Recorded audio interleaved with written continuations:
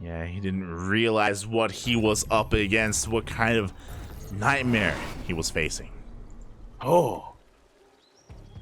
His dream. No. As we dip on over to Babylon here, as we jump into this quarterfinal series, mid-series, we do have confirmation of who is up right now. It is the left-hand corner map, starting all the way in the top left-hand corner, where we have our red Zerg player coming out from the land of Korea. Is of course going to be representing Mystery Gaming, MIG, MYG. You may know him here as Hebium, but elsewhere, he is RagnaroK. And spawning in the bottom right-hand corner of Babylon, we have as opponent, we have the South Korean Protoss player representing Team Abydos. It is NightMare.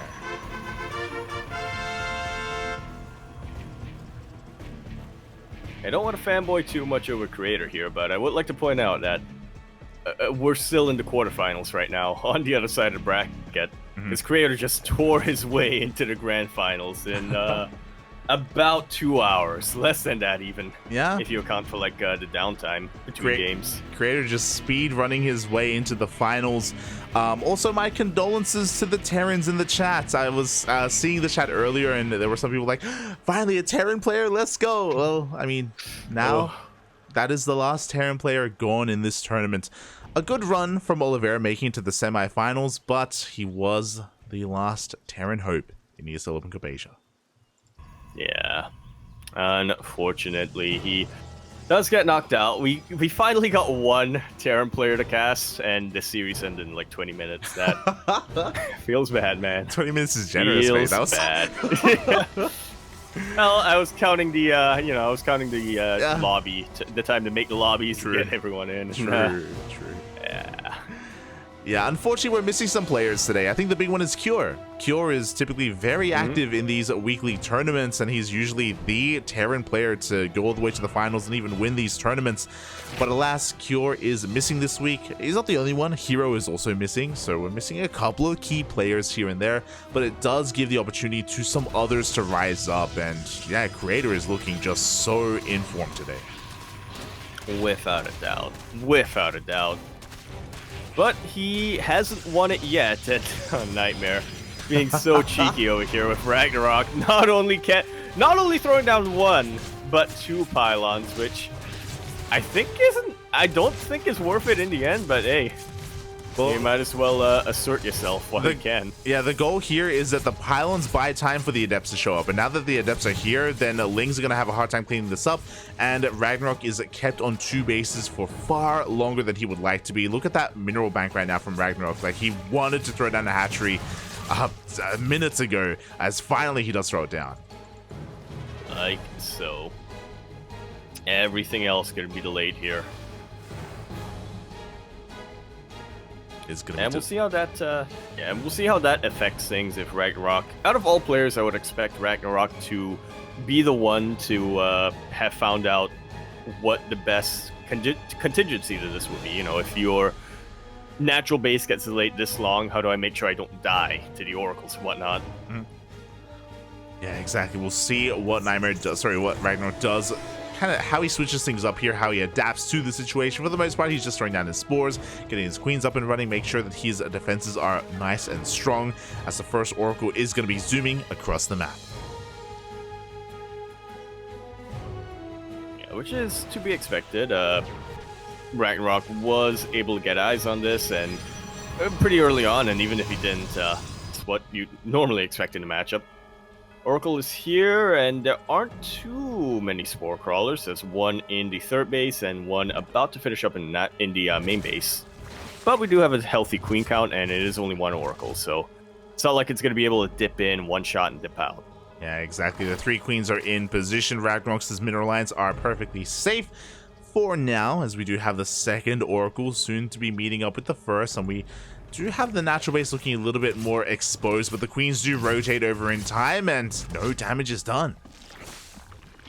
Yeah. Oh, little bit of damage now. 2 drones, but the oracles are a little split up, and Yeah, that could have definitely been a lot worse for RagnaroK and a lot better for NightMare. It's not something you see every day. NightMare trying to split up his oracles to gain maximum ground in natural and third base, but yeah, in the end, I don't think it was worth it. At least he was able to keep the oracles alive. Yeah, just barely. Both oracles are deep in the red right now, so they had a hard time across the map. They didn't really get too much economic damage. Now the likelihood of them getting more damage is that much lower, but that won't stop NightMare. He does top up their shields, and now he's going to be zooming across the map with the help, the assistance of his adepts. Behind this, we do have a transition, a very aggressive one. We have a Twilight Council, we have Blink, no Forge, and a massive gateway explosion. NightMare wants this game to end sooner rather than later. But RagnaroK is already kind of anticipating this. +1 melee is about halfway done, and he's still getting a Roach Horn for safety, but I doubt he's going to make use of it, especially if he's able to catch eyes on the main base of RagnaroK. Yeah, we'll see if he can. On the main base of NightMare, sorry. We'll see if he can, as we do have the overcharge. NightMare does keep his Stalkers alive. I worry here because RagnaroK hasn't started Roach production. He's got Lings, sure, but NightMare is basically going all in. It's going to be off of 3 bases, a 7-gate Blink timing is going to hit like a truck. We even have an 8th gateway here as a proxy. Yeah, you might as well.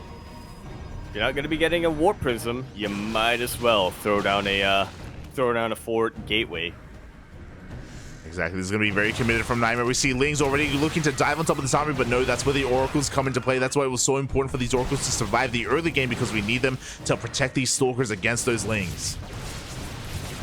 Yeah, but now they're really low on energy. Use them up on Stasis Wards and Revelations, which haven't really come into play. A couple of Roaches are out right now. Where's the Ling buffer, though? There they are. Yeah, the Lings are coming in for a bit of a surround, but the Blinks are going to be good enough. It looks like one Stalker will fall, but now NightMare, he can back off. He can reinforce. Another massive Warping is coming here to help reinforce. And this is still a lot of Protoss coming RagnaroK's way. I do want to give the edge to RagnaroK here. He has the defender's advantage. He has, I would say, the better unit composition. You know, Speedlings and Roaches do counter this, but NightMare is gaining a lot of headway here. He has taken out all of the queens, and he's looking to blink on forward. GG is called, and NightMare actually ties up the series 1-1. GG. The 3-base all-in was just too damn powerful. RagnaroK was not ready for it at all. He was still in the midst of droning when the army was pushing out, was working towards his Roaches, but Roaches on their own are so vulnerable. We needed some more buffer for them. NightMare ties it up. There we go. There we go. Dark's going to be waiting that much longer for an opponent. Which means that Creator's going to be waiting that much longer for an opponent as well. They are. GG. We are going into our ace match between NightMare and RagnaroK. Again, that kind of 8-gate all-in can hit very hard, and it can be really difficult to hold on there at certain stages. If you are unprepared, it may just be even worth giving up on some bases, you know, giving up some hatcheries, you know, falling back, just mustering up a bit of a larger army. It doesn't help that before the final fight happened, RagnaroK did lose quite a lot of Lings, if you recall, earlier on, trying to get surrounds and trying to jump on the army. Yeah, RagnaroK was trying to be a little bit too fancy there, and really he needs to just ape. Exactly, as the ace match is going to be taking place on Neo Humanity. Oh, the biggest ape map. Boy, yeah, the smallest map in the map pool, at least the shortest rush distance. And we've seen a lot of different styles here on Neo Humanity. We've seen some turtling, we've seen some all-ins, we've seen some queen pushes, some creep highways as well. Let's see what we get here. We've seen them all on Neo Humanity. Well, we've seen most of it. Still think that there are a couple of other tricks that haven't been figured out yet. What do you want to see? Cyclones, but that's not gonna happen in this matchup. So I want to see a bunch of units get trapped in the valley in the center of the map. I have seen Stalkers trapped there. Fun fact: if the towers do crumble, there are like these little gaps where Stalkers can actually just stand in and be stuck in. Yeah, I've seen stalkers, I've seen roaches, seen hydras, marines. But we shall see as we conclude this best of 3 quarterfinals now on Neo Humanity. We're in the bottom right hand corner of the map, swatting all the way. In the bottom right hand corner, we have our red Zerg player coming down from the land of Korea. He's of course going to be representing Mystery Gaming, MYG. You may know him now as Hebium, but we know him elsewhere as RagnaroK. And spawning in the top left-hand corner of Neo Humanity, we have his opponent. We have the South Korean Protoss player representing Team Abydos, tying up the series 1-1 in that last game. It is NightMare.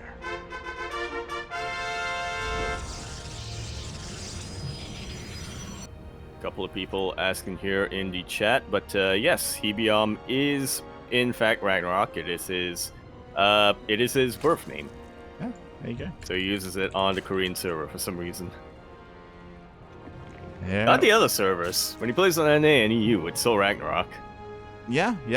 Fun fact, Hebium, I believe that's also his name on like Instagram and his social media and stuff like that. There you go. You get more personal. Exactly. As we are getting into our next game, and oh boy, yeah, RagnaroK up against the wall here. He is the overall favorite, but NightMare has been popping off recently. He has been causing some upsets here and there, and he is looking to do it again. But I don't think we're going to be seeing another H-Gate all-in. I think that's something that you see once in the series, and probably never again for the remainder of this best of series. So yeah, NightMare's going to have to come out with something a little bit different on Neo Humanity. Well, we saw it once in the last game, but we didn't get to see anything in game number 1. True. Who knows? Yeah, could have done it 2 games in a row, and I guess failed the first time. It's possible. It's possible. As the bases are getting up and running here for both of our players. Nothing too crazy. RagnaroK is going to be taking the triangular third. He's not taking the forward third base, so not as aggressive as he otherwise could have been. Yeah, we do see a couple of Zerg players like using, a couple of Protoss players as well, like using that forward third as a little bit of a jump pad, and even if you don't have your production over there, getting that purple gas still allows you to go for a very, very aggressive build. It allows you to get into your mid and your late game tech a lot quicker. Plus, it's just a really defensible location, which is why we also see a couple of Terran players go for that base early on. It's just a really well-positioned base. Oh, yeah. Isn't bad at all, and this is where we have to start, taking into consideration the map itself, not just the base layout, but also because there are so many choke points as well. We have seen some Protoss players be insanely greedy, kind of like what we saw Creator do on Altitude in a way, where you just slowly take a third base, you wall off with your gateways, you can take a fourth as well, and once you have your 4 bases, you can just tech up into an insane army and maybe even go into Sky Toss. But I guess kind of like Creator, NightMare, he thrives mainly in the mid game. I don't really see him go into the late game too often. That's not really his forte, if you will. Not anymore, anyway.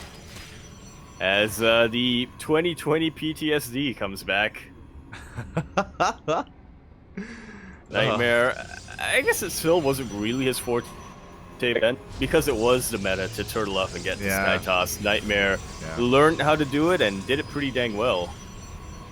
Usually, he preferred not to if you could get away with it, but he's absolutely capable of whipping it out if he needs to. Oh yeah, if you dare him, he will whip it out, so just be wary of that. As NightMare is going to be moving out with his first 2 oracles, RagnaroK did have control of the Zelnaga, so he's fully aware of the positioning. He already has 3 queens here at his third base, or at, I guess, technically his natural. Should be safe and sound. Meanwhile, NightMare is transitioning across the map, and there is that forge. There we go. Not another 8-gate all-in coming down, but there's still a lot of potential here for NightMare to go aggressive.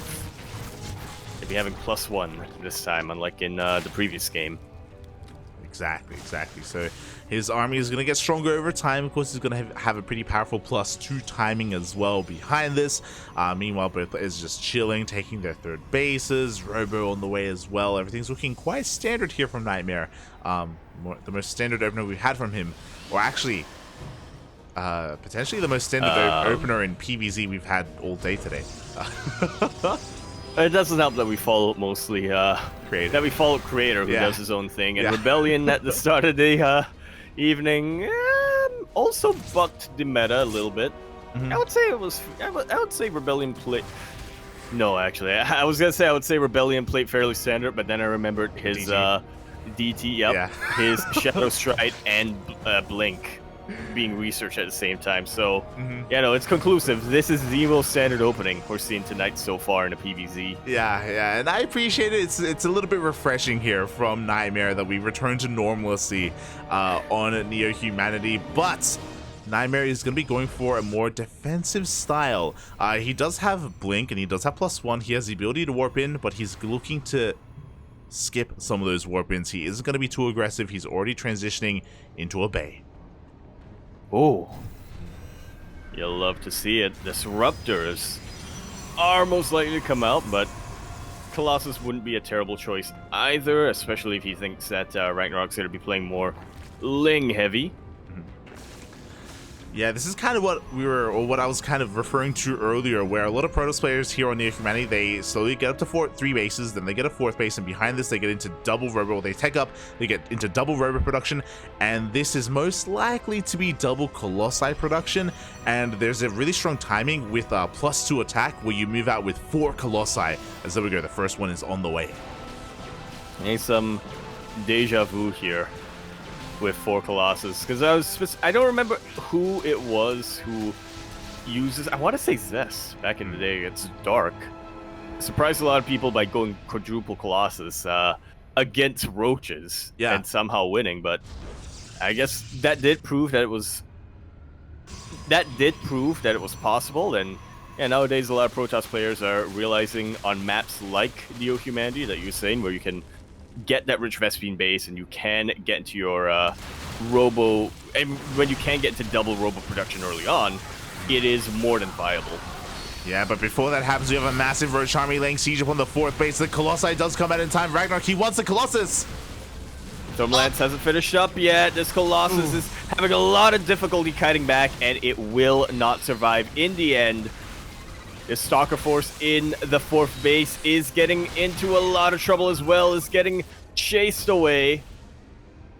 But when it's all said and done, NightMare, despite taking some very heavy losses, will have that base continuing to progress as he switches into Disruptor production. This makes a lot more sense. Yeah, even though he's working on Extended Thermal Lance, he only gets the 1 Colossi. These Disruptors will keep him safe against the Roach army, but the Ling Bane could become an issue here, so we'll see how NightMare does kind of round out his army. And I do appreciate this as well. This is a risky move, but he's pushing onto creep. He's trying to clean up whatever he can. Yeah, well, he knows he can blink away into the high ground as long as he positions his Stalkers correctly. And this is what I like about RagnaroK. Once he notices, wait a minute, that was a Disruptor that came out of that Robo facility. He stopped Roach production. He switches immediately into Ling Bane. Yeah, we've got Ling Bane on the way. We've got the Hive on the way as well, as we were able to throw down the Infestation Pit. And with this Hive, we can get into Vipers. We can get into Abducts as well. And there we go. 3 Vipers are immediately in production. And that is a way to shut down both Disruptors and Colossi. Kind of whichever you wish. They both fall to Vipers. Yeah, you don't want to attack before your Vipers are out yet, though. Could have been a bit of an issue here for NightMare. NightMare almost busts on through, but unfortunately for him, +1 melee wasn't done just yet, so yeah, I wasn't able to go for that full-on Bane bust. Yeah, exactly. The Mineral Island is safe and sound. We have a couple more stasis traps thrown down just in case, just to make sure that any kind of future run-by is dealt with, as NightMare is trying to solidify himself here on these 4 bases. He's up to 6 Disruptors. That's a lot of Purification Novas. And he may only need 1, so he's getting himself a lot of insurance here to make sure he is able to get plenty of splash damage. It's easier said than done. against Ling Bane, but yeah, at the very least, it should provide a little bit of zoning. Oh, exactly. As RagnaroK is about to max out here on a pretty formidable army. Looking at the unit side, we have those 3 Vipers. They are now topped up with their energy. They're looking for those abducts, but can they get past these stalkers? Well, they're gonna try. As a Purification Nova lands right in the heart of that army, takes out a couple of roaches and a hell of a lot of banelings. There are plenty more where that came from, though. From RagnaroK, as another Purification Nova lands. Very risky move here from NightMare to Blinkhorn, and that's exactly what RagnaroK wanted, as a lot of these banelings do end up connecting with stalkers. A couple of blinding clouds go down and pretty much neutralize them entirely. Banelings get to the mineral line, but the rest of RagnaroK's army is really starting to get thinned out. These stalkers are standing very, very strong. Yeah, that was a really chaotic fight. A lot happened. The mineral line did crumble there to those banelings. At the same time, the disruptor control was lacking a little bit. We only have 1 disruptor left, but we have plenty of blink stalkers. As you were saying, we are powering on forward. We have a lot of banelings on the way. 30 banelings. Is that going to be enough? And they have speed on creep. Some very impressive blinks coming out from NightMare. RagnaroK being pulled back and forth a little bit, unsure of which group to target. But it looks like NightMare has enough momentum to keep this going. RagnaroK forced to pull boys. Yeah, the boys are being pulled. Another Nova goes off, connects with the roaches, connects with the drones as well. It looks like NightMare has enough to keep on pushing. Reinforcements are trickling on in, but again, we just don't really have a standing army remaining for RagnaroK. Yeah, like you said, they're trickling on in when they really need to group up together. That's really the strength of the Roachling Bane army, is when they fight as one. Upgrades finished up, which would have helped a while ago, but at this point, NightMare is way too much. GG is called. NightMare takes that series 2-1 and keeps this PvZ train going.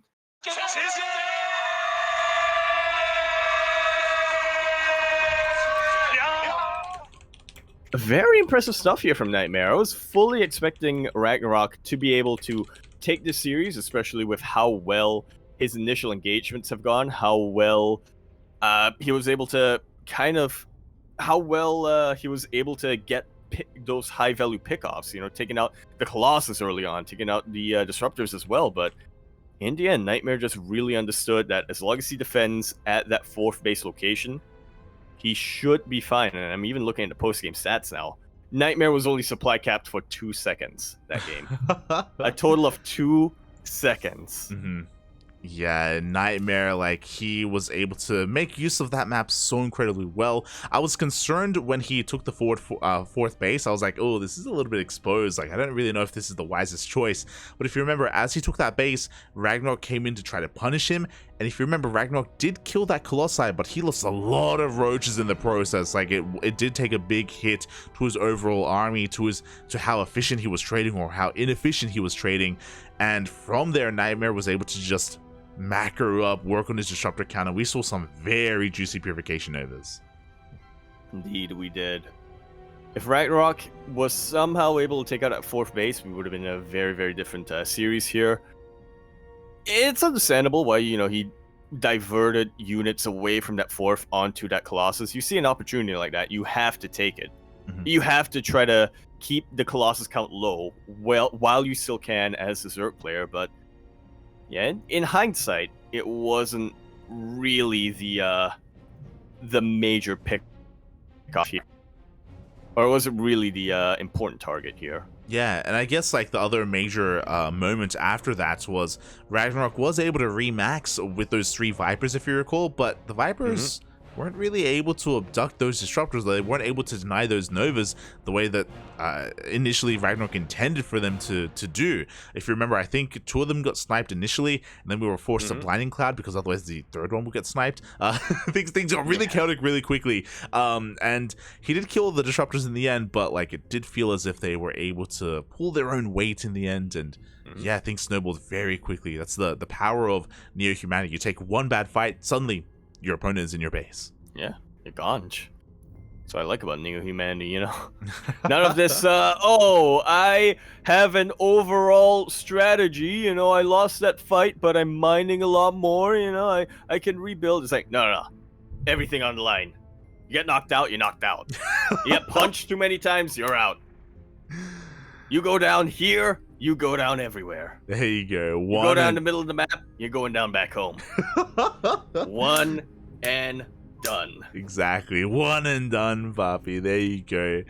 As NightMare advances on to the semi-finals, we are nearing the end of the broadcast. We have 2 matches remaining. It's going to be Dark versus NightMare next, followed by the winner of that series up against Creator. If the pattern we had so far is any indication, it's going to be Dark because we have to cast PvZ at night, apparently. We got 1 non-PvZ in Creator versus Oliveira. True. Come on, you can do it, NightMare. True. Give us the PvP. Oh god, that is what we want. We're here. It's ESL Asia. You know, if you remember, there was a time a couple of years ago when it was nothing but PvPs. That used to be the thing. That used to be the meme. But alas, it's been a while. Been a while since we've had that PvP finals. Oh boy, but we'll see if we can get there once again, as the players are currently conducting their vetoes. Dark and NightMare are going at it as we speak in the DMs, in the vetoes. And yeah, we'll see if NightMare can just slide on into those DMs. We'll see if NightMare can cause another upset, because once again, Dark should be coming in as the favorite. Yeah, without a doubt.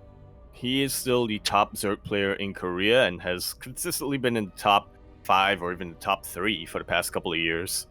NightMare, on the other hand, has kind of always been there in the background. He's like the gatekeeper, right, of specifically GSL, but once offline play and open brackets came back, he was also in a way the gatekeeper of DreamHack. If you wanted to get into the group stage or you wanted to play in the playoffs, you had to be able to beat RagnaroK. Oh, you had to be able to beat NightMare, sorry. Yeah, exactly. He was the one to beat. But now, he's beating everyone else, you know? He's taken down some big names. Taking down RagnaroK. He took down Creator a couple of weeks ago. Took down Solar a couple of weeks ago as well. He has it in him to bring down some of the best in Korea, but he's gonna have to do it once again here and now in the semis. Meanwhile, I'm sure Dark is gonna be looking to have some fun. I hope we get a game on Gressvan. Yeah. I hope we get a game on Royal Blood as well. I think I don't know if we've casted this together, Yaku, but Dark these past like 2-3 weeks has been very fond of proxy hatches. He has. We've casted a couple of those. Especially in ZvP. When you mentioned Dark having a bit of fun, I was thinking, oh, he's gonna off-race in Protoss, because he does do that every now and then, but if there was ever a player to play Protoss against, it would not be NightMare. His PvP is legendary. It is. And yeah, you just reminded me, it was the last Kung Fu Cup. I think we casted Hero versus Dark, and it was a very quick series where Dark was just constantly going for Nidus all-ins or proxy hatches as well against Hero. It was a 2-0 if I'm not mistaken, that ended in like 15-20 minutes. Yep. We were like, oh my god, Dark, calm down. And he just has no chill. I don't know, I wish I could interview him. I would love to ask him, like, what changed recently? Like, is it just, does he pent up resentment? Yeah, is it something like that? Like, is he sick of the matchup and he just wants it to be over and done with? Or did he like stumble upon this and like he's just winning with it? He's like, I may as well just keep doing it until it stops winning, like until it stops getting me wins. Yeah, a bit of a skill check in a way. It's crazy. Oh, now that you bring it up, I just realized that this is going to be one very rare tournament where we're not going to have Dark versus Hero at any point. Yeah, no Dark versus Hero, but alas, that's because, you know, Hero didn't sign up. Feels bad, man. Yeah. I'm sure if he did, they would be facing each other. I wonder if Dark is feeling relieved about that, or if he's feeling abandoned. True. Is he upset? Is he upset right now? He's like, there's no one that can replace you. And then you have like NightMare step up and you have Creator step up and we're like, we're Protoss too, and Dark's like, it's just not the same. Yeah. It's just, how dare you stand where he stood? Yeah. He wants his Protoss, papi, you know? Like, ZvPs with Hero, they're like no other, and you can't replace that, you know? Can't be done.